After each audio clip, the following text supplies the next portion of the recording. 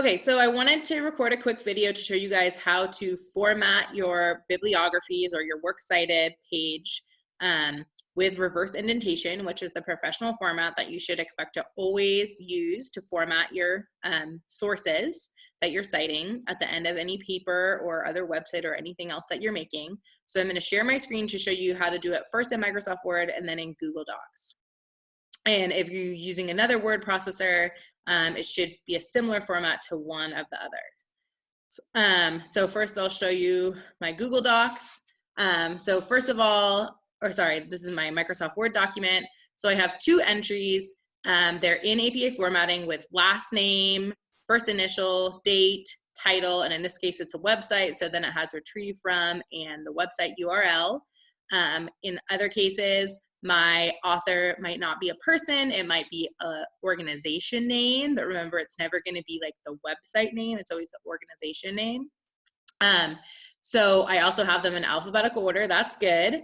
And I already have them in reverse indentation where the author is sticking out into the margin relative to the other lines in the source entry. But the way that I did that is I highlighted all my entries and I went up here to the ruler.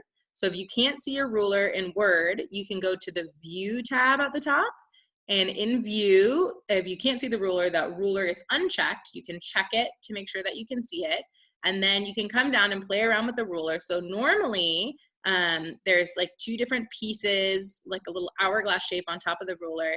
And the top part shows where the first line of a paragraph will be positioned. And then the bottom part shows where all the other lines of a paragraph will be positioned. So normally we have paragraphs where we have the top line indented relative to the others. That's like kind of our normal paragraph format. This is reverse indentation where we want the first line indented relative to the bottom other lines. So you actually have to drag all of it over and then drag the first line back relative to the rest. And now you have it in reverse indentation. So I'm going to stop and then let me share another screen here.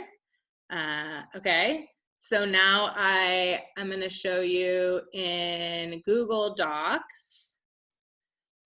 So again, now I have my two entries. I have them in alphabetical order by author. Some authors are a name, but some are maybe an organization name. And I already have them in reverse indentation, but again, the way that I did that was I highlighted my entries and then I went up to play around with this ruler.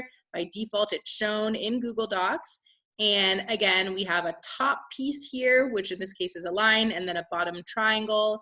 And you can move the two pieces to move around where the bottom, the top, and then the other lines within a paragraph will be shown. So we want to drag them both in and then drag the top part back relative to the other parts to get them in Google Docs. All right, so that's all I have for you on this one. Okay, good.